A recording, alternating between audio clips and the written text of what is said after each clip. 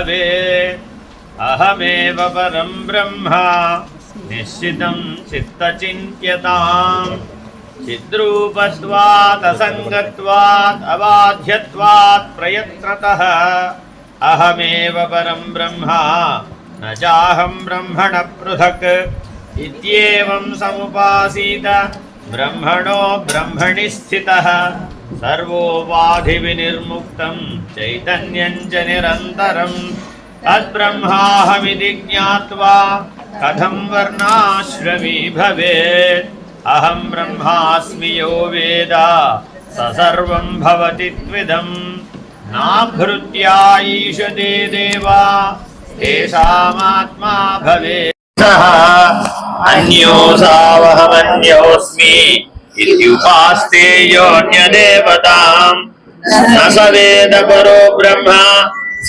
देवानां यथा पशुः अहमात्मा न जान्योऽस्मि ब्रह्मैवाहं न शोकभाक् सच्चिदानन्दरूपोऽहं नित्यमुक्तः स्वभावान् आत्मानं सततं ब्रह्म सम्भाव्य विहरन्ति ये न तेषां दुष्कृतं ब्रह्म सम्भाव्य विहरेतु सुखम् क्षणं ब्रह्माहमस्मीति यः कुर्यादात्मचिन्तनम् तन्महापातकं हन्ति तमः सूर्योदयो यथा अज्ञानात् ब्रह्मणो जाता आकाशं बुद्बुदो भवम् आकाशाद् वायुरुत्पन्नो वायोस्तेजस्ततः पयः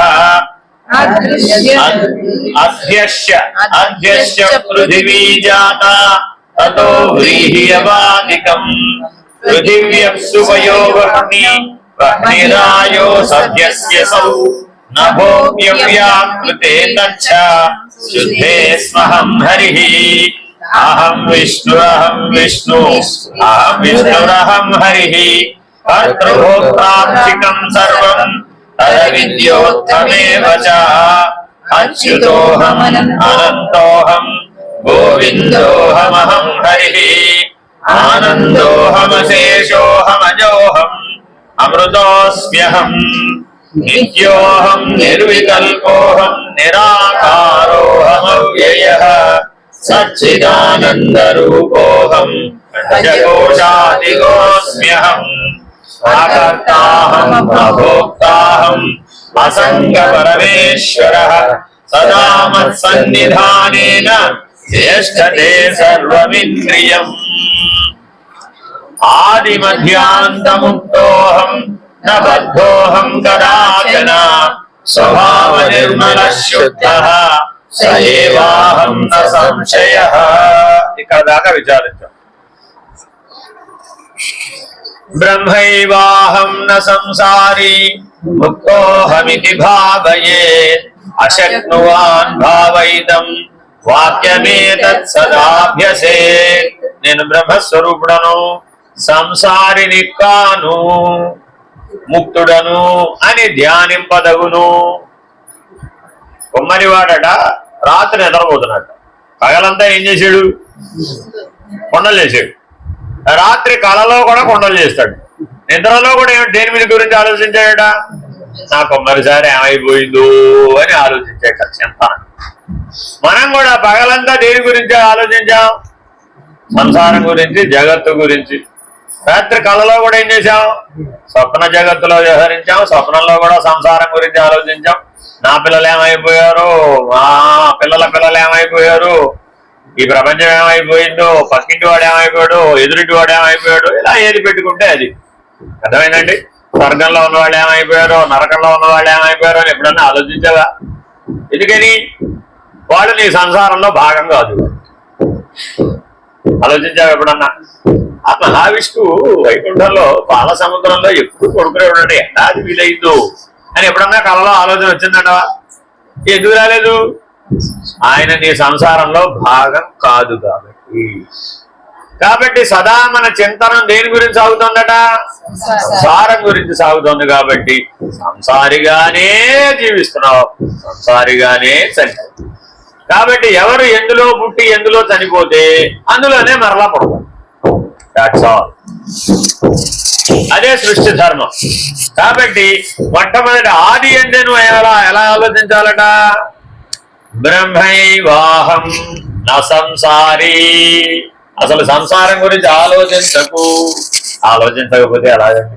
రేపు దోసకాయ వండాలా, బీరకాయ వండాలా, ఇవాళ ఆలోచిస్తేనే కదా ఏమన్నా భోజనం కంచంలోకి వచ్చేది. ఆలోచించకపోతే అలా వస్తుందండి. అయితే అప్పుడు ఎప్పుడు దోసకాయ బీరకాయ దగ్గరే ఉండు. వచ్చే జన్మకి దోసకాయ తోట వేసుకో, బీరకాయ తోట వేసుకోవద్దు. అలా పుడుతోందట కర్మ ప్రపంచం.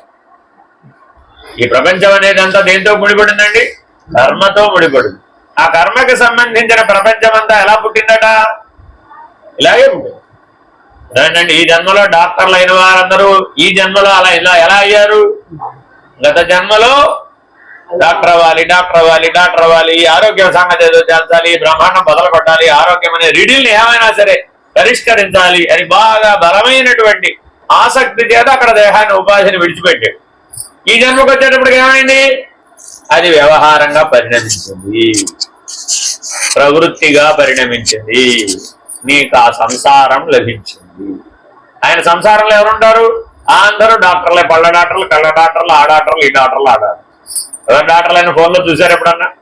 ఓ 3000 మంది 4000 మంది డాక్టర్లు. ఎందుకనయ్యా? ఒక్కొక్క దానికి 3 4 సరిపోతారు కదా, 300 మంది ఉంటారు. ఎంతమంది తెలిసి అంతమంది ఉంటారు. దీనికి ఎక్కడికైనా లిమిట్ ఏమైనా ఉందా? లేదు కదా. అర్థమైందండి? అదే ఒక ఆయనకి బాగా వాదనా పటిమ ఉందండి. మనలో కూడా వాదించేవాళ్ళు 3 మంది ఉన్నారా లేదా? ఈ యాక్చువల్ స్వరూపం చూడాలంటే మీ ఇంట్లో చూడాలి. మీరందరూ మీ ఇంట్లో వాదిస్తారా లేదా? గట్టిగా వాదిస్తారండి, ఏం సందేహం లేదు. అందరూ డిబేట్ లో ఏం వెనక్కి తగ్గే ప్రసక్తే లేదు. కాబట్టి మరి అప్పుడు ఉత్తర జన్మకి ఏమవుతారు మీరంతా? బాగా వాదన పట్టి ముందే నీకు అని పరమాత్మ ఏం చేస్తాడంటే అది వృద్ధి చెందించి వ్యవహారానికి వచ్చేట్టు చేసేస్తా. ఏ ఆసక్తి అయితే ఇప్పుడు నీలో బలంగా నీవు అనుకుని జీవిస్తున్నావో సంసారంలో, దాన్నే నీ ప్రవృత్తిగా మార్చి ఇక చాలు బాబోయని నీ చేతి అనిపించేట్టు చేస్తాడు మరో జన్మ. ఇది సృష్టి ధర్మం. అర్థమైందండి? కాబట్టి చాలా జాగ్రత్తగా ప్రవృత్తి జోలికి వెళ్ళాలి. అసలు ప్రవృత్తిని తీసేద్దామా? వీలు కాదే. పోనీ వృత్తినే తీసేద్దామా? అదంతకంటే వీలు కావట్లేదే. ఎందుకని? ప్రవృత్తి స్థితిలోనే పట్టుకోలేని వాడు వృత్తిని ఎలా పట్టుకుంటాడు? ఆ వృత్తి స్థితిలో పట్టుకుంటే గాని దాన్ని నివృత్తి చేయదు. కాబట్టి నీ ఆది అంటే పాదు మొట్టమొదటి ఎక్కడైతే పుడుతోందో అక్కడ నువ్వేమనుకోవాలట? బ్రహ్మైవాహమిదం జగచ్చ సకలం చిన్మాత్ర విస్తారితం సర్వం చైదద విద్యయా త్రిగుణయా శేషమ్మయా కల్పితం. మిగిలిన ప్రవృత్తులని నా కల్పనలే అని వాటిని వదిలే. సకల ప్రవృత్తులని వదిలే, సకల వృత్తులను కూడా వదిలే. ఏ వృత్తిని అనుసంధానం చేయాలి? బ్రహ్మాకార వృత్తి. ఈ వదిలించడానికి ఒకే ఒక లక్షణం ఉన్నట్టు, అదేంటది? బ్రహ్మాకార వృత్తి. కాబట్టి దాన్ని పెట్టు ప్రతిదానికి, ప్రతి వృత్తికి మందేమిటయ్యా? బ్రహ్మైవాహమిదం. ఒక లాయర్ గారు కోర్టుకు వెళ్ళింది, జడ్జి గారితో చెప్తోంది బ్రహ్మైవాహమిదం జగచ్చ సకలం చిన్మాత్ర విస్తారితం అని చెప్పిందండి. జడ్జి గారు ఏమన్నారు? ఏ లా పుస్తకంలో ఉందో చెప్పాను, ఏ సెక్షన్ ప్రకారం చెప్తున్నావో చెప్పాను. ఆయనకి లాలు సెక్షన్లో పుస్తకాలు కావాలి, అతని మీద మీలే అవసరం. అర్థమైందండి? మరి ఇలా చెప్తే ఇప్పుడు లాయర్ గారు నవ్వుకుంటారా? పోయింది. ఆ వాదించే లక్షణం పోతే ఆ ప్రవృత్తిని వదిలేస్తుంది. అర్థమైందండి? చాలా మందికి ఎవరైనా తప్పు చేస్తే దాన్ని ఎత్తి చూపకుండా, దానికి శిక్ష వేయకుండా ఉండలేదు. నెలలో కూడా ఉంటదండి. మీరేమి కళ్ళ ముందు ఏదైనా జరుగుతుందనుకోండి, ఊరకుండా లేరు, మీరు ప్రతిస్పందిస్తారు. ప్రతిస్పందించడమే కాదు, శిక్ష కూడా వేయాలి వాడికని బలంగా లోపల అనుకుంటారు. మీకు బలం ఉంటే వేసేస్తారు కూడా, బలం లేదు కాబట్టి వదిలేసేదండి. ఇలాంటి అభిప్రాయం మీలో ఉందనుకోండి, ఈ ఆసక్తి ఉన్నవాడిని వచ్చే జన్మలో ఏం చేయాలి? కేసీఐ పోలీసుగా అంతే, పని తీసుకెళ్ళి పోలీస్ డిపార్ట్మెంట్లో వేసేస్తాడు అంతే. వాడు ఏమైపోతాడు అప్పుడు? అదే పని వాడికి. సరిగ్గా ఉన్నవాడి జోలికి వాడు రాడండి. వాడు ఎంతసేపు ఎవరి గురించి ఆలోచిస్తూ ఉంటాడు? ఎవడు సరిగ్గా లేడన్న సంగతి ఆలోచిస్తూ వాడికి రియాక్ట్ అవుతుంటాడు, వాడికి శిక్షలు వేస్తూ ఉంటాడు. వాడు ఏ రకమైన శిక్షలు అయినా వేసేయవచ్చు వాడి గుణధర్మాన్ని బట్టి. కానీ మరి ఇదంతా ప్రవృత్తే. ఇలా చూసుకోండి, మీరు ఈ సృష్టిలో మొత్తం అన్ని కూడా, ఇప్పుడు మీరందరూ గృహిణిలేనమ్మా అనుకోండి కాసేపు. ఎందుకు అలా వచ్చారు మీరు? మీ ప్రవృత్తి అంతా గ్రహము గృహిణి, అంతేనా కాదా? 40, 50, 60 ఏళ్ళు ఏమిటి చేశారు? ఇల్లు చదువుకోవడం, ఒళ్ళు చదువుకోవడం, రెండే పనులు. గృహిణి అంటే ఏమిటయ్యా అంటే ఇల్లు చదువుకోవడం, ఒళ్ళు చదువుకోవడం, ఈ రెండే, అంతే. ఇంతేనా? ఈ ప్రవృత్తి ఎందుకు లభించింది? గత జన్మలో ఎప్పుడు బయట తిరిగి విసిగి వేసారిపోయాడు. ఏమనుకున్నాడు? చీకటాలు బాబోయ్, నాకు ఈ జన్మ వద్దురా బాబు, ఎప్పుడు చూసినా గాలిపటంలాగా తిరగడమేనా, ఎక్కడో ఒక ఇంటి పట్టున ఉండేట్టుగా చోటు చూసుకుంటే హాయిగా ఉంటుంది కదా సుఖం నాకు అని గత జన్మలో అనుకున్నావు. ఆ అనుకున్నది ఏమైపోయింది? ఉత్తర జన్మకి గృహిణిగా ప్రాప్తించింది. అదేనండి, కొంతమంది ఇటు అటు రెండు పనులు చేస్తున్నారు. గృహిణిగాను ఉంటున్నారు, ఉద్యోగం కూడా చేశారు. వీరికి అటు సగం ఇటు సగం ఉందన్నమాట. సుఖం ఎందులో ఉంది? అటు తన కాళ్ళ మీద తాను నిలబడటం, తాను స్వయంగా సంపాదించుకోవడం, తాను ఎవరి మీద ఆధారపడకపోవడం, స్వావలంబన సుఖం అంటారు. దాన్ని ఏమంటారండి? స్వావలంబిత సుఖం. నేను మరొకరి మీద నేను దేహాన్ని అడగవలసిన అవసరం లేదండి, నాకు నేనే సంపాదించుకుంటాను. మంచిదే. ఏముంది అందులో? జీవోహం. ఏముందండి అందులో? జీవోహం. ఏమనుకోవాలి? బ్రహ్మైవాహమిదం జగచ్చ సకలం. ఈ బ్రహ్మాండం అంతా ఆధారం నేను. నా కాళ్ళ మీద నేను నిలబడ్డానండి, నా కోసం నేను పనిచేశానండి, నా కోసం నేను సంపాదించుకున్నానండి, నేను ఎవరిని దేహి అనలేదు. ఎవరికి చెప్తావు ఇదంతా? వినేవాడు ఎవడు? రెండోవాడు ఎవడన్నా దేవుడు ఏమన్నా వింటాడు? నేను 60 ఏళ్లుగా ఉద్యోగం చేసి నేను ఎంత సంపాదించానో తెలుసా? ఈశ్వరుడి ముందు ఏమిటో దాని విలువ ఎంత? ఆ బ్రహ్మ ముందు ఈ పని విలువ ఎంత? కానీ జీవులుగా సంసారంలో ఉపాధిగత తాదాత్మ్యత కలిగినటువంటి వాళ్ళతో పోలిస్తే అప్పుడేమైంది? సారూప్యత, సాపేక్షత దృష్టితో చూస్తే ఏమైంది? వాళ్ళకంటే వీళ్ళు ఎక్కువ కష్టపడ్డట్టు, ఒక జన్మ బదులు 2 జన్మలు ఖర్చు అయిపోయినట్టు, సంస్కారాలు మరింత బలపడే అవకాశం ఉంది, సంస్కారాలు రద్దయ్యే అవకాశం కూడా. ఎందుకని? ప్రారంభం భోగతో నచ్చే. అది నీ మూటలో గనక లేకపోతే చేయి చూద్దాం, చేయగలవా? ప్రయత్నించిన వాళ్ళు ఎంతమంది లేరు, కానీ వాళ్ళకి ఉద్యోగం ఎందుకు లభించలేదు? అది స్త్రీలైనా పురుషులైనా ఆ మూటలో ఉంటేనే తప్ప ఆ ప్రారంభ భోగం వీలు కావడం లేదు. ఒకవేళ అథవా వీడు సంపాదించాడండి, వాడికి ఏంటేస్తాడు చూడండి. ఈయనేదో నానా కష్టాలు పడి ఉద్యోగం సంపాదిస్తాడండి. ఉద్యోగం సంపాదిస్తే అక్కడ కుదురుకోలేడు, ఎవరితోనో కాదా వస్తుంది, కూడా బయటకు వచ్చేస్తుంది, అంతే. ఆ ఉద్యోగం గోవింద. ఆ తర్వాత ఈయన వ్యాపారం ప్రారంభిస్తాడు. ఎందుకని? ఊరికే ఉండలేడుగా. మరి ఈ ఊరకుండలేకపోవడమే ప్రవృత్తి. ప్రవృత్తి అంటే అర్థం ఏమిటి? నువ్వు ఊరకుండనే పోదండి బాబు, బ్రహ్మైవాహం కూర్చోగానే ఆ గూట్లో ఏదో పెట్టావు కదా, అది ఏమైపోయిందో చూసుకోకర్లేదా నువ్వు? ఏ ఆ గూడు సంగతి ఇప్పుడు నీకెందుకు? ఏమైపోతే నీకెందుకు? సమాధి నిష్టలో బ్రహ్మైవాహమేదో అనుకోవమ్మా అని పరమాత్మ చెప్తే, మానవుడిగా పుట్టినటువంటి వాడివి ధన్యత చెందాలి అంటే బ్రహ్మాకార వృత్తిని మాత్రమే ఆశ్రయించాలి. ఇంకేం గుర్తొచ్చిందండి? ఇప్పుడు ఏదో గూట్లో రాత్రి బెల్లం ముక్క పెట్టినారు, దానికి చీమలు పట్టేయా లేదా? ఇప్పుడు ఆ బెల్లం ముక్కకి చీమలు పడితే నీకెందుకు, పట్టకపోతే నీకు? ఆలోచించి చూడండి. ఎప్పుడు గుర్తొస్తుంది ఇది? ప్రాణాయామం చేద్దాం, జపం చేద్దాం, ధ్యానం చేద్దాం, చిత్తవృత్తులను తొలగిద్దాం అనుకోగానే తేనె తుట్టే కదులుతుంది. తేనె తుట్టే కదిలితే ఎన్ని కొడతాయండి? ఎన్నైనా కొట్టదు. కానీ మరి మనం జాగ్రత్తగా ఉండాలా అక్కర్లేదా? ఉండాలి. ఎలా? వృత్తి స్థానంలోనే బ్రహ్మాకార వృత్తి అనేటటువంటి మందును వాడి ఈ శాశ్వత రోగాన్ని మాన్చాలి. ఈ వృత్తి అనేదే భవరోగం. వృత్తి అనేది ఏంటండి? భవరోగం. దానికి మందు ఏమిటి? ఆ బ్రహ్మాకార వృత్తి. ఎంతగా చేయాలయ్యా? భ్రమర కీటక న్యాయంగా కీటకం భ్రమరంగా మారేటంత వరకు బ్రహ్మాకార వృత్తిని చేయవలసింది. నువ్వు ఓంకారంతోనే చేస్తావో, హ్రీంకారంతోనే చేస్తావో, ఘీంకారంతోనే చేస్తావు. ఈ మాట అనేది ఆయన ఎర్రల శ్రీనివాసరావు ఇలాగే అంటారు. మనవాళ్ళందరూ బ్రహ్మాకార వృత్తి అనగానే కూర్చుని ఏం చేస్తారు? ఓ అంటున్నావా లేదా? కొంతమంది ఓం ఐం హ్రీం శ్రీం పంచప్రణాలు, సరే అలాగోలా. ఇంకొక ఆయన మేడ మీద ఉన్నవాడు కనబెట్టుగా గట్టిగా ఘేంకారిస్తారు. ఏదో ఒకటి ఏం చేసినా పర్వాలేదు, కానీ ఏం చేయాలి? బ్రహ్మాకార వృత్తిని అనుసంధానం చేయడం ద్వారానే భవరోగాన్ని మాన్పగలుగుతాం, లేకపోతే మాన్పలేము. పరమహంస బోధామృతంలో ఒక మాట సూటిగా చెప్తాడు. మనకి ఎక్కడైనా దెబ్బ తగులుతుంది అనుకోండి, దెబ్బ మానిపోయేటప్పుడు ఏమవుతుంది? పైన పొలుసు కడుతుందండి, కడుతుందా లేదా? పొలుసు కట్టింది కదా అని మానిపోయింది అనుకుని పైన పొలుసు లాగేసాం అనుకోండి, ఏమైపోతుంది? పాత దానికంటే పెద్ద పుండు వస్తుంది. అర్థమేనండి? శాంతం మానిపోతే పొలుసు అదే రాలిపోతుంది.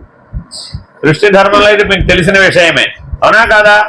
మీరు కూడా ఎక్కడన్నా కుట్లు వేశారనుకోండి, కుట్లు తీయండి అని 3వ రోజు వెళ్తాడు, 6వ రోజు వెళ్తాడు, 8వ రోజు ఆయన ఏమంటాడు, ఇంకా వాడలేదురా బాబు, పచ్చుందా పోవాయా బాబు, కుట్లు ఎండి నాకు అవే రాలిపోతాయిలే బాగు.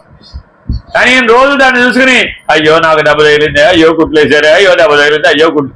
నీ గోల పాడుగాను, దాని సంగతి దాన్ని పాడిని, నీ సంగతి నువ్వు పడచ్చు కదా. కానీ మరి దృష్టి అంతా దేని మీద ఉంది? ఇప్పుడు ఈ కదిలే ఎక్కడో తగిలిన ఒక ఆ గాయం మీద మాత్రమే తన దృష్టి నిలబడి ఉంది. అదే రీతిగా నీవు బ్రహ్మాండమంతా వ్యాపకమైన సర్వవ్యాపకుడవు, సర్వసాక్షివి, చిత్ ప్రకాశకుడవు, చిదాకాశ స్వరూపుడు. కానీ దృష్టి దేని మీద పెట్టావట? ఎక్కడో చిన్న గాయం అయిందట, ఆ గాయం మీద దృష్టి పెట్టాడు. వాడు వీడు ఎలా ఉన్నాడో వాడు కూడా అలాగే జీవుడు అనే గాయం మీద దృష్టి పెట్టాడు. స్వరోగానికి లొంగిపోవడం లాంటిది. అంటే వృత్తిలో 2 భాగాలు ఉన్నాయి. ఒకటేమిటి? బ్రహ్మము. రెండో భాగం ఏమిటి? జీవము. ఈ జీవం అనే వైపు ఎందుకు చూడాలి మనం? నువ్వు ఎటు చూస్తే అదే బలపడు. ఇది గుర్తుపెట్టుకోవాలి. క్లాస్ రూమ్లో కూర్చున్న పిల్లవాడు కిటికీలోంచి ఫుట్బాల్ ఆట చూస్తున్నాడు. అప్పుడు ఏది బలపడింది? దృష్టి దేని మీద పెట్టాడో అదే బలం. ఆ పాఠం అయిపోయింది. ఆ పాఠం అయిపోయినాక ఎరా ఏమైనారా అంటే ఫుట్బాల్ బాగా గోల్ బాగా కొట్టేయండి. ఆయనేమో మాస్టర్ దేని గురించి అడిగారు? ఆ పాఠంలో విషయం గురించి అడిగారు. కానీ వీడి దృష్టి అంతా దేని మీద ఉంది? ఫుట్బాల్ గోల్ మీద ఉంది. అర్థమేనండి? కాబట్టి మనం కూడా ఈ వృత్తి అన్న స్థానంలో 2 అవకాశాలు ఉన్నాయి. విద్యాయాం, బ్రహ్మ విద్యాయాం మీద దృష్టి పెట్టవచ్చు. గరిష్టమైన విశిష్టమైనటువంటి విద్య ఏదండి? బ్రహ్మ విద్య. బ్రహ్మ విద్య అంటే నువ్వు సదా బ్రహ్మాకార వృత్తిలో ఉండడమే బ్రహ్మ విద్య. అర్థమేనండి? అన్ని విద్యలలో గల అదే ఉత్తమమైన విద్య. ఎందుకని అంటే ఆ విత్ అనే ధాతువు ప్రకాశం. అది ఎటువంటి ప్రకాశమయ్యా? అనంత విశ్వవ్యాపకమైనటువంటి చిత్ ప్రకాశం. ఆ చిత్ ప్రకాశమే నుంచి వచ్చిన ప్రతిబింబమే ఈ చిత్తవృత్తి. ఆ చిత్ ప్రకాశం యొక్క ప్రతిబింబమే చిత్తవృత్తి. అర్థమేనండి? ఒక సెల్యులాయిడ్ తెర, ఒక సినిమా తెర ఉందండి, దాని మీద ఒక ప్రతిబింబం పడుతుంది. సినిమా అంటే ఏమిటి? తెర మీద ప్రతిబింబమే. అదేమన్నా వాస్తవమేనంటారా? కాదు కదా. కానీ ఆ సినిమా మీద నీకు దృష్టి ఉన్నంతసేపు ఏమైంది? ఆ హీరో, ఆ హీరోయిన్, ఆ విలను, ఆ పాట, ఈ ఫైటు అదే కాసేపు కళ్ళ ముందు కదలాడుతూ ఉంది. కదలాడుతున్న దాంట్లో సంగత్వం చెందే ఏమైపోతావు? అప్పుడు ఏ పాత్రతో సంగత్వం చెందితే ఆ పాత్రోచితమైనటువంటి లక్షణాలన్నీ కాసేపు నీకు వచ్చేసినట్టుగా భావిస్తావు. అప్పుడు ఏమైపోయావు? మరింత అభ్యాసం చేసావు. కొంతమంది చూడండి, ఒకే రకమైన లక్షణం ఉన్నటువంటి సినిమాలనే చూస్తూ మీరు కూడా మీ చుట్టుపక్కల ఉన్న ప్రపంచాన్ని జాగ్రత్త ప్రపంచమైన అన్యమైన దాన్ని మీ ప్రపంచంలోకి రానివ్వరు. అవుట్, మా ప్రపంచాన్ని నువ్వు పనికిరావు అని వాళ్ళని పంపించేస్తారు. ఇలా కారణమైనటువంటి రాగద్వేషములే ప్రవృత్తిగా మారుతున్నాయి. రాగద్వేషహీనోయం బ్రహ్మాహమితి సర్వం. ఎవరైతే రాగద్వేషాలను సమూలంగా ప్రకటించి వేస్తారో వాళ్లే బ్రహ్మాకార వృత్తిలో నిలబడగలుగుతారు. ఎవరైనా బ్రహ్మాకార వృత్తి చేయలేకపోతున్నారంటే అర్థం ఏమిటంటే వాళ్ళలో రాగద్వేషాలు బలంగా ఉన్నాయి. అప్పుడు ప్రవృత్తి బలంగా ఉంటుంది. కాబట్టి చాలా జాగ్రత్తగా బ్రహ్మైవాహం న సంసారీ, ఇంత జాగ్రత్తగా మీ సంసారాన్ని పరిశీలించి సమూలంగా తొలగించి వేశారు. ఎప్పుడన్నా ఇంట్లో దొండ చెట్టు పెట్టారా? దొండపాదు పెట్టారా? పెడితే ఏమవుతుంది?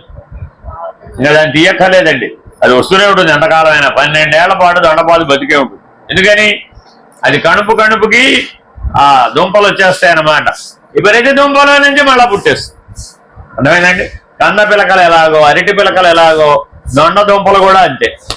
అలా చాలా ఉన్నాయి దుంపల ద్వారా ప్రవర్ధకం అయ్యేటటువంటివి.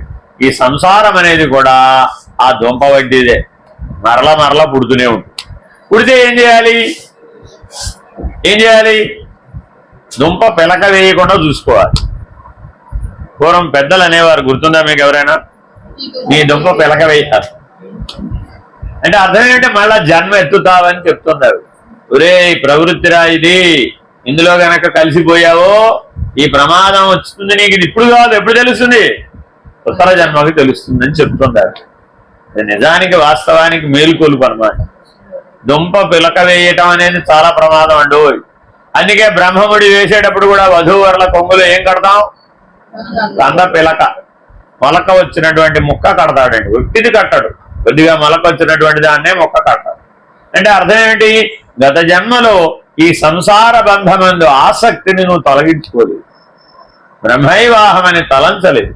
కాబట్టి ఆ ఆసక్తే నిన్ను ఇప్పుడు ఈ గృహస్థాశ్రమంలో చేరేటట్లుగా చేస్తున్నది అనేటటువంటి విషయాన్ని సూటిగా 1000 మంది మధ్యలో డైరెక్ట్ గా చెప్తున్నారు. ఇప్పటికైనా ఈ సంసారాసక్తిని పోగొట్టుకుని బ్రహ్మైవాహం అని జీవించు అని సూటిగా వధూవరులకు పెళ్లిపీటల మీదే బోధిస్తున్నాం. ఏమన్నా అర్థమవుతుందంటారు వాళ్ళకి? ఈ కంద పిల్లకైటో ఆయన ఎంతసేపు చూడండి మీరు, అక్కడ ప్రతి పెళ్లిలో కూడా ఒక సంఘటన చోటు చేసుకుంటుంది. ఏమిటి? అప్పటిదాకా వీళ్ళిద్దరూ ఫ్రీగా తిరుగుతారండి, ఈ ముడేసే వ్యవహారం లేకపోతే. ముడేసిన తర్వాత ఈయన వెళ్ళిపోతూ ఉంటాడు, ఆవిడేమో కొంగ ఆవిడ వెనకాల పరిగెడుతూ ఉంటుంది. ఆగవయ్యా అంటుంది, ఈ ఆగేది వెనకాల చూసి కూడా ఆయన. ఇప్పుడు ఇవిడ వచ్చింది కదూ అని అప్పటికో కానీ 2 రోజులకో 3 రోజులకో కానీ తెలియదు. అర్థమైందండి? ఇప్పుడు ఆ గొడవ లేదులేండి, వెంటనే విప్పి పడేస్తున్నారు కాబట్టి చాలా జాగ్రత్తగా ముక్తోహమితి భావయేత్, జాగ్రత్తగా ప్రతి అంశంలో కూడా ఎలా భావించాలండి? నేను ముక్తుడను. అశక్నువాన్ భావయితం వాక్యమేతత్ సదాభ్యసేత్, ఇట్లు భావించటకు అసమర్థులకు వారు సర్వదా ఈ వాక్యమును జపించు చూడవలను. అది నా ద్వారా నీకెప్పుడెప్పుడైతే ప్రవృత్తి వచ్చిందో, వృత్తి ప్రవృత్తిగా పరిణమిస్తోందో, అంకురిస్తోందో, అప్పుడు వెంటనే బ్రహ్మైవాహం అనే బ్రహ్మాకార వృత్తిని సదా జపిస్తూ ఉండాలి. న సంసారీ ముక్తోహమితి భావయే. Very very important. యదభ్యాసేన తద్భానో భవేద్ బ్రహ్మహత్యాం వ్యాపోహతి సంవత్సరం సదభ్యాసాత్ సిద్ధ్యష్టకమవాప్నుయాత్. ఈ విషయం చెప్పారండి జల్లూరు బలరామకృష్ణయ్య గారు, యోగిరామ్ జల్లూరు బలరామకృష్ణయ్య గారు. నాయన, నీ పాతకములన్నీ తొలగిపోవడానికి 1 మాసం పాటు బ్రహ్మాకార వృత్తి చేస్తే సకల ద్వంద్వాలు తొలగిపోతాయి. నీకు ప్రవృత్తే కలగదు, అసలు ప్రపంచమే కనపడదు నీకు.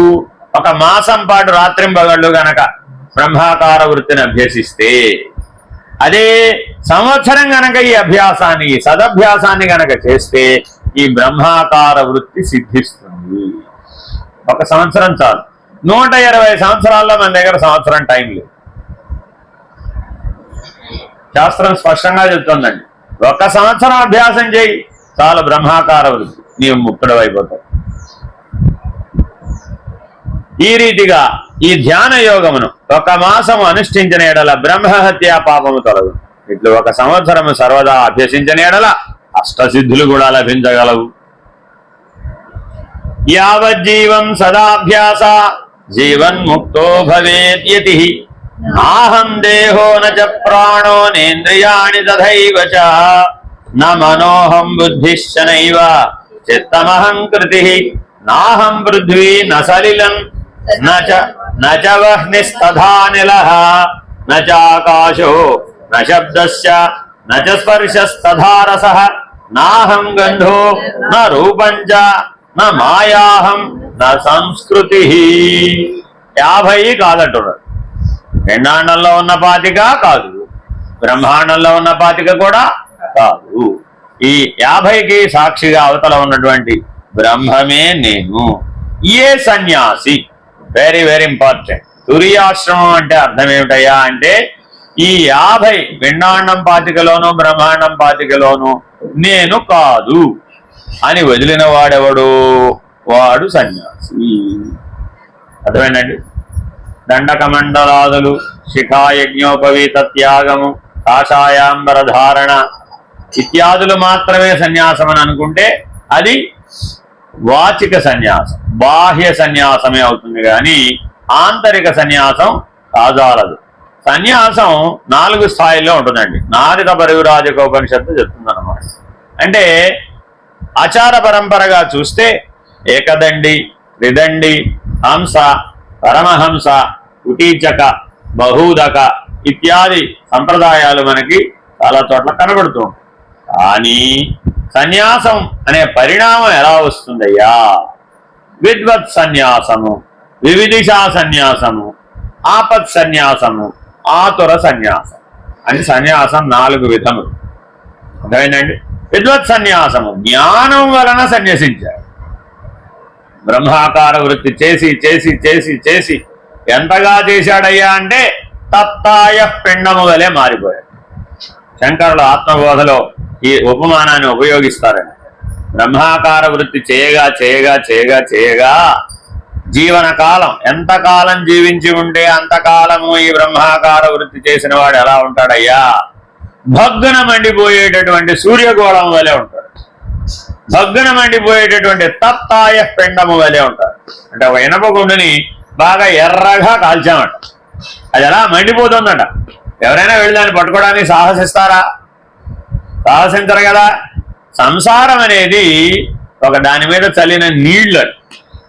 ఎర్రగా కాలిన ఇనపగుండు మీద 4 ఇలా నీళ్లు చల్లామట. నీళ్లు చల్లితే ఆ నీళ్లు ఏమైపోతాయి?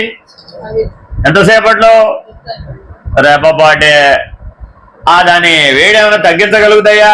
సాధారణంగా మీకు ఏదైనా వేడి అనిపిస్తే ఏం చేస్తున్నారు మీరు? నీళ్లు చల్లుతారు దాని మీద, అంతేనా కాదా? అలాగే ఈ బ్రహ్మజ్ఞాన విష్టుడైనటువంటి వాడు ఈ బ్రహ్మనిష్ఠుడి మీద సంసారం అనే నీళ్లు చల్లారట. ఏమైపోతాయి అవి? అలాగా ఎప్పుడూ మండిపోయేటటువంటి సూర్యగోళము వలె ఉంటాడట. ఇతనికి సంసారం అనే బంధం ఎలా సాధ్యం? అతను ఎలా పట్టుకుంటుంది? ఎలా కిందకు లాగగలుగుతుంది? అష్టవిధ ఉపాధులు కూడా, అష్టసిద్ధులు కూడా అతనికి సంసారంలో భాగమే. అతనికి 8 ఉపాధులతోనూ పని లేదు, అష్టసిద్ధులతో కూడా ఏం పని లేదు. ఎందుకని? ఉత్తమమైన సిద్ధి ఏది? బ్రహ్మానంద ప్రాప్తే. ఆ బ్రహ్మాకార వృత్తి చేత కలిగినటువంటి బ్రహ్మనిష్టయే ఉత్తమమైనటువంటి సిద్ధి. యావజ్జీవము ఏ సన్యాసి ఈ రీతిగా అభ్యసించునో అంటే ఎప్పుడు సన్యసించాలండి? ఎప్పుడు సన్యసించాలి? ఎప్పుడు సన్యసించాలి? జ్ఞానం ఉదయించగానే సన్యసించాలి. దాన్ని ఏమన్నారు? విద్వత్ సన్యాసము. అర్థమేనండి.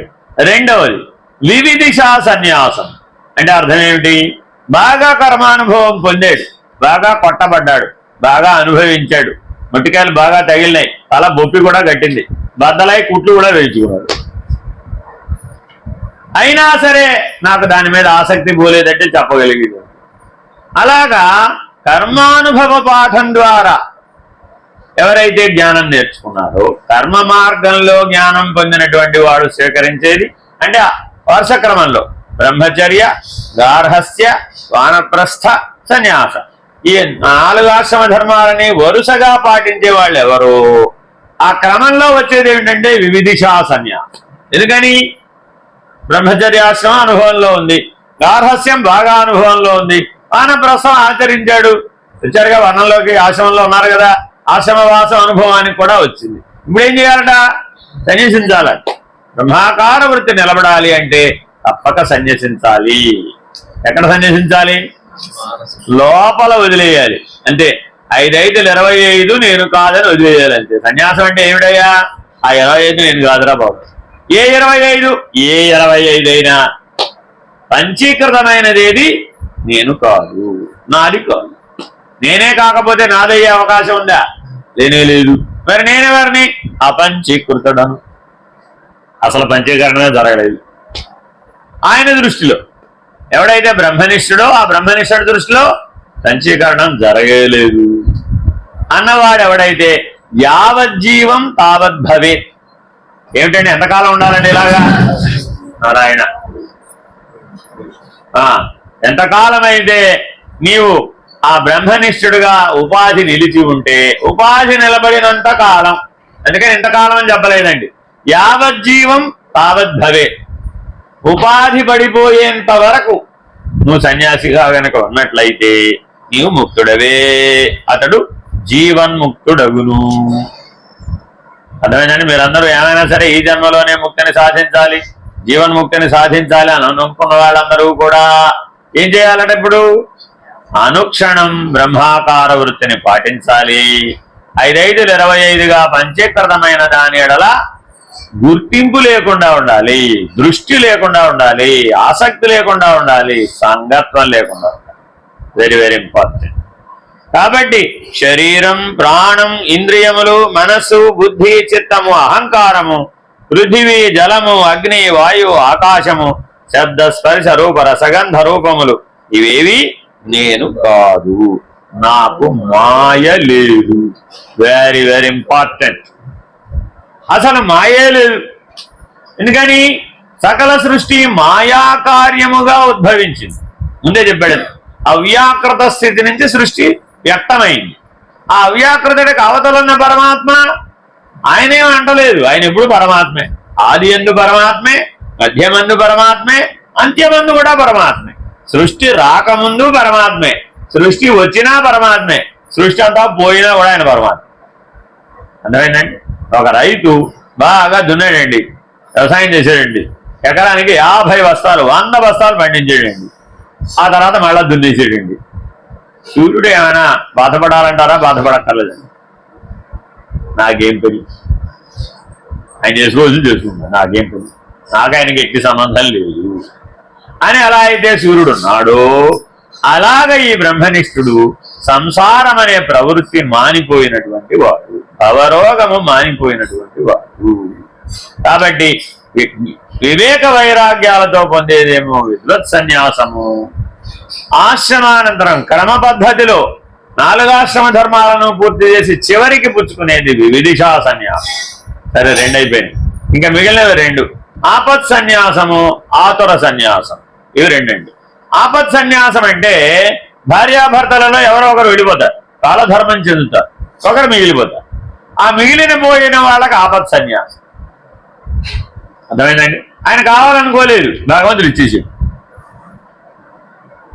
ఆయన ఇప్పుడు మా ఆయన వెళ్ళిపోవాలని కానీ, మా ఆవిడ వెళ్ళిపోవాలని కానీ ఈయన ఎప్పుడైనా అనుకున్నాడా? గృహస్థాశ్రమంలో అనుకోలేదు, వానప్రస్థంలో అనుకోలేదు, సన్యాసం అసలు ప్రసక్తే లేదు. మరి అటువంటిప్పుడు అయినా వెళ్ళిపోయారా లేదా? వెళ్ళిపోయారు. ఎలా వెళ్ళారు? టైం అయిపోయింది కాబట్టి కాలధర్మం చెందారు. మరి కాలధర్మం చెంది ఈవిడేమైనట్టు లేదా ఆయన ఏమైనట్టు అంటే అది ఆపత్ సన్యాసం. ఈశ్వరుడు స్వయంగా ఇచ్చేసాడు నీకంటే, నువ్వు కోరినా కోరకపోయినా ఇచ్చేసాడు వరం, అంతే. తథాస్తు అనేసాడు, అంతే. ఆయన వెళ్ళిపోయాడు, అంతే. లేదా ఆవిడ వెళ్ళిపోయాడు. అప్పుడు మరి నువ్వేం చేయాలి? ఈశ్వరానుగ్రహాన్ని వరంగా భావించి శాపంగా భావించకుండా ఆ బ్రహ్మాకార వృత్తితో జీవించాలి. అందుకని పూర్వాశ్రమ చిహ్నాలన్నింటినీ విడిచిపెడతాడు. ఆపత్ సన్యాసంలో ఏం చేస్తాడండి? ఆ పూర్వాశ్రమ చిహ్నాలన్నీ వదిలేస్తాడు. ఎలాగైతే వివిధిషా సన్యాసంలో గృహస్థు, వానప్రస్థు శిఖా యజ్ఞోపవీతాలు విడిచిపెట్టడండి, ఆ కర్మాధికారాన్ని విడిచిపెట్టాడు. సన్యాసం అడగంగానే మొట్టమొదటి వెళ్ళి శిఖా యజ్ఞోపవీతాలు వదిలేసేయి, ఉండనం చేయించుకోవాలి పూర్తిగా. తర్వాత ఏం చేయాలండి? ఈ కట్టుకున్నటువంటి బట్టలు నదిలో వదిలేస్తాడు. దిగంబరుడుగా ఆ కాషాయ వస్త్రాలను సేకరిస్తాడు. ఆ తర్వాత ఎప్పటికీ నిద్రపోతున్నా సరే పక్కనే ఉంచుకునే దండాన్ని ఒకటి చేతికిస్తాడు. ఎప్పుడు పట్టుకుని ఉండాలి. ఇప్పుడు దండం పట్టుకుంటే ఎలా ఉండాలి? ఇలా ఉండాలా, ఇలా ఉండాలా? ఆ దండం అనే ఉండాలమ్మా. పక్కన కమండలం ఉండాలా, డోల్. ఎందుకని? దాహం వేస్తే మరి ఏం చేస్తాడు? మరి జపం చేసే కొద్దీ దాహార్తి పెరిగిపోతూ ఉంటుందండి. అప్పుడు మరి పక్కన నీళ్లు ఉండాలి. ఇది మోడర్న్ కమండలం అనుకోండి. అలాగా దండం, కమండలం, ఇలా వెన్ను జారిపోయి వెనకాల ఆనుకుని కూర్చోకూడదు సన్యాసి. అర్థమైందండి? సన్యాసికి ఏమేమి పనికిరావు? స్వల్పం పనికిరాదు. మొదటిది వదిలిపెట్టవలసింది ఏమిటండి? మాంసం వదిలేయాలి. వదిలేసి ఏం చేయాలి? ఒక నాపరాయి బల్ల ఉంటుందండి, ఆ నాపరాయమే పడుకోవాలి. దాని మీద చాపలు, మంటలు, గట్రాలు వేసుకోకూడదు సుమి. ఏకవస్త్రధారి అయి ఉండాలి. ఇప్పటి వరకు మనం వానప్రస్థ వరకు ఏం వేసుకుంటున్నాం? 2, మీరు 3, మేము 2 మీరు 3. కానీ సన్యాసి ఏకవస్త్రధారి అయి ఉండాలి, పైనుంచి కిందకు ఒక వస్త్రమే కట్టుకోవాలి. అదేనండి. అందుకని చాలా ఈ నియమాలన్నీ వర్తించేస్తాయి ఒక్కసారే, అవన్నీ ఒక్కసారే వదిలిపెట్టాలి. ఇప్పుడు మనం ఏం చేస్తున్నాం? ఏదో చాతుర్మాసం కదండి, మొదటి నెల ఆకుకూరలు తినకుండా ఉండమంటే అబ్బో కొద్దిగా కష్టమే లేండి, అయినా ప్రయత్నిస్తాను. తర్వాత 2వ నెల అండి, ఏదో ఉప్పు మానేయండి, లేదు తర్వాత పెరుగు మానేయండి, ఆ తర్వాత ఏదో పప్పులు మానేయండి, ఇలా ఏదో చెప్పారు. ఆ 4 నెలలు ఈ 4 నియమాలు పాటించమంటేనే నానా కష్టాలు. అసలు 4 నెలలు ఉండేవాడు ఎవడు? పాఠం చెప్తానన్నా ఉండేవాడు ఒకడు కూడా లేడు. ఎందుకంటే సన్యాసులు ఎవరు లేరు, అందరూ సంసారులే. అర్థమైందండి?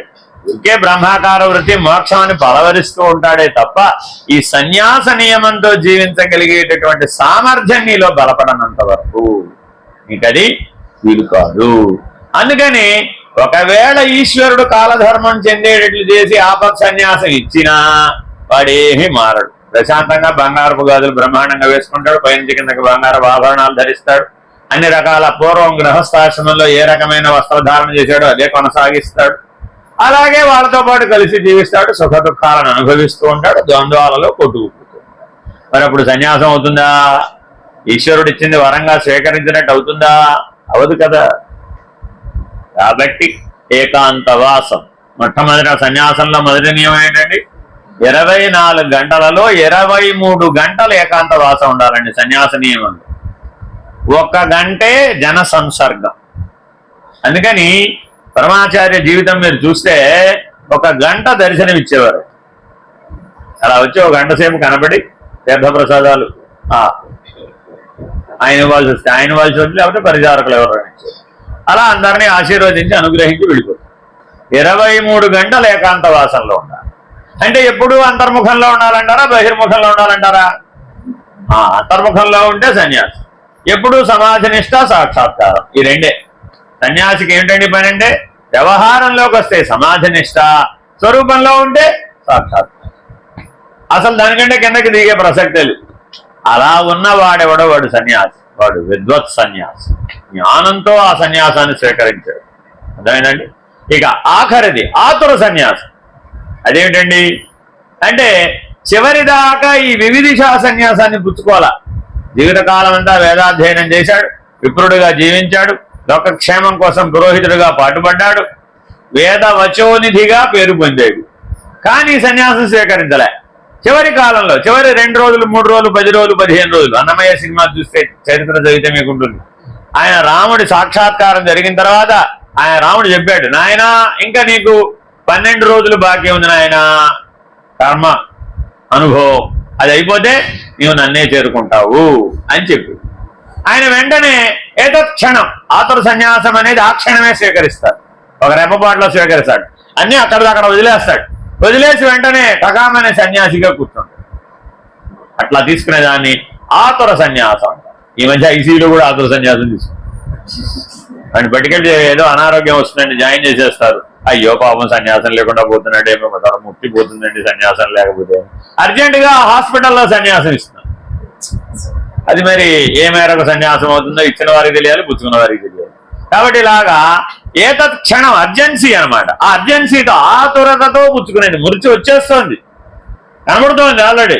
ఆ మృత్యు వచ్చేసే ముందు, మృత్యు ఘడియల ముందు తీసుకునేదాన్ని ఆతుర సన్యాసం అంటారు. అలా కూడా ఎలాగోలా ఆ నిత్యం ఎక్కేద్దామని మానవుడి తాపత్రయం. అలా ఎక్కేస్తే అయిపోతుందంటారా బ్రహ్మనిష్ట? అలా ఎక్కేస్తే జీవన్ముక్తుడు అయిపోతాడా? కాబట్టి అన్నిటిలోకెల్లా ఉత్తమ సన్యాసం విద్వత్ సన్యాసమే. వివేక వైరాగ్యాలతో మాత్రమే ఇది నిలబడుతుంది. వాడికి ఏమి లేదు, మాయ లేదు. సన్యాసం అంటే అర్థం ఏంటండి? వాడికి మాయ లేదు, అంటే త్రిగుణములు లేవు. వాడికి గుణరహితుడు, గుణనాశన రహితుడైన వాడు పరమాత్మ. భగవద్గీత వాక్యం. ఆయన తన గురించి తానే చెప్పుకున్నాడు. ఏమండి పరమాత్మ పరమాత్మ అంటారు, పరమాత్మ అంటే ఎవడండి? గుణనాశన రహితుడైన వాడు పరమాత్మ. గుణరహితుడు, నాశన రహితుడు. గుణం ఉన్నంతకాలం మాయ ఉంటుంది, గుణం రహితం అయిపోవాలి. గుణాతీతం సరిపోద్దు సన్యాసానికి. గుణరహిత స్థితి అయితేనే సన్యాసానికి వీలవుతుంది. సర్వదా సాక్షిరూపత్వాత్ శివ ఏవాస్మి కేవలః మయ్యేవ సకలం జాతం మయి సర్వం ప్రతిష్ఠితం మయి సర్వలయం యాతి తద్బ్రహ్మాస్మ్యహమద్వయం సర్వజ్ఞోహమనంతోహం సర్వేశ సర్వశక్తిమాన్. నేను సర్వదా సాక్షినగుట వలన కేవల స్వరూపుడనగు శివుడనే నాయందు సర్వమును కలిగి నాయందే నిలిచి ఉన్నది. Very very important. సర్వదా సాక్షి రూపత్వాత్ శివ ఏవాస్మి కేవల మయ్యేవ సకలం జాతం. నా నుంచే సకలం ఉద్భన్నం అవుతోంది. మయి సర్వం ప్రతిష్ఠితం. ఈ సర్వవ్యాపకుడైనటువంటి ఈశ్వరుని యందు బ్రహ్మమునందు ఇవన్నీ అంశీభూతములుగా ఉన్నాయి. సర్వమును నాయందే లయమవుతున్నది. నేనే అద్వితీయ బ్రహ్మరూపుడను, సర్వజ్ఞుడను, అనంతుడను, సర్వేశ్వరుడను, సర్వశక్తిమంతుడను. ఎక్కడా ఆత్మన్యూనతాభావానికి అవకాశమే లేదు వేదాంతాలు. నేను బలహీనుడను, హీనుడను, దీనుడను, పాపిని అని చెప్పే అవకాశమే లేదు. నువ్వెవరయ్యా? సర్వజ్ఞుడు, అనంతుడు, అద్వితీయ బ్రహ్మస్వరూపుడు, సర్వేశ్వరుడు, సర్వశక్తుడు. ఈ అనుసంధానం చేయడం చాలా చాలా ముఖ్యం. అర్థమైందండి? ఎవరిని శక్తి అప్పడగమాకండి, నాలాంటి వాడిని అసలు అడగమాకండి. అర్థమైందండి? నాకు శక్తి చాలటం లేదండి అనే వాళ్ళందరూ కూడా మీ స్వరూపాన్ని మీరు మరిచిపోవడం వల్లనే అలా అనుకుంటున్నారు. సాధన సరిగా చేయకపోవడం వల్ల అనుకుంటున్నారు. బ్రహ్మాకార వృత్తి, బ్రహ్మానుసంధానం సరిగా చేయలేకపోవడం వలన నేను బలహీనుడను, నేను హీనుడను, నేను దీనుడను అని అనుకుంటున్నాను. మీ భావనలో ఉన్న లోపమే కానీ వాస్తవానికి అది మీ స్వరూపంలోది కాదు. ఆనంద సత్యబోధోహమితి బ్రహ్మానుచింతనం అయం ప్రపంచో మిథ్యైవ సత్యం బ్రహ్మాహమవ్యయం. నేను ఆనందుడను, సత్యబోధ స్వరూపుడను. ఈ రీతిగా బ్రహ్మానుచింతనమునర్పగుటకు ఈ ప్రపంచము మిథ్యయే, సత్యమగునది అద్వయ బ్రహ్మస్వరూపమే. బాబావారిది ఇదే ఈ సూత్రాన్నే అహం సత్యబోధక, నేను సత్యమునే బోధించువాడను అనేటటువంటి రూపంలో ఒక ఉపన్యాసంలో చెప్పారు. అదే ఇక్కడ ఈ వాక్యంలోదేనండి అది. ఆనంద సత్యబోధోహమితి బ్రహ్మానుచింతనం. సదా బ్రహ్మానుచింతనం చేసేటటువంటి వాడు అయం ప్రపంచో మిథ్యైవ, నేను ప్రపంచం అనుకునే మిథ్యాభూతమైన నాలెడ్జ్ నాకు లేదు, ఆ జ్ఞానంతో నాకు అవసరం లేదు. ప్రపంచ జ్ఞానంతో నాకు పని లేదు. నాకు దేంతో పని ఉందండి? బ్రహ్మజ్ఞానంతో మాత్రమే నాకు పని. మిగిలిందంతా నాకు అప్రధానమే. అసలు ప్రపంచ జ్ఞానంతో నాకు పనే లేదు. ఏదైనా తెలుసుకోవాలని మానవుడు కనిపిస్తుందా లేదా? ఏదో వింతల వెడ్డూరాలు అన్ని ప్రపంచంలో జరుగుతూ ఉంటాయి. ఆయన ఎవరో రెక్కలు కట్టుకుని ఆకాశంలో ఎగిరేసేట మొన్నే గంగానది ఒడ్డు మించి ఎగిరి ఆ గయలో దిగట్టే. ఏకంగా ఉన్నవాడు ఉన్నట్టే, మనిషి దాన్ని నిలబడి ఉన్నట్ట అలాగే గాల్లోకి ఎగిరి కాశీలో ఎగిరి గయలో దిగట్టు అని ఎవరో వ్యవహారం న్యూస్ చెప్పారండి. ఇప్పుడు అది మనకు ఆ న్యూస్తో ఏమైనా పనే? చాలా వింత కదండి, చాలా విడ్డూరం కదండి, చాలా విశేషం కదండి అని దాని గురించే చింతించామనుకోండి, ఏమవుతావు? ఈ బ్రహ్మాన్ని చింతనం కాస్త ఊయి. కాబట్టి ప్రపంచ జ్ఞానమునందు ధ్యాస కలిగిన వాడికి బ్రహ్మజ్ఞానం కలగా నేరదు.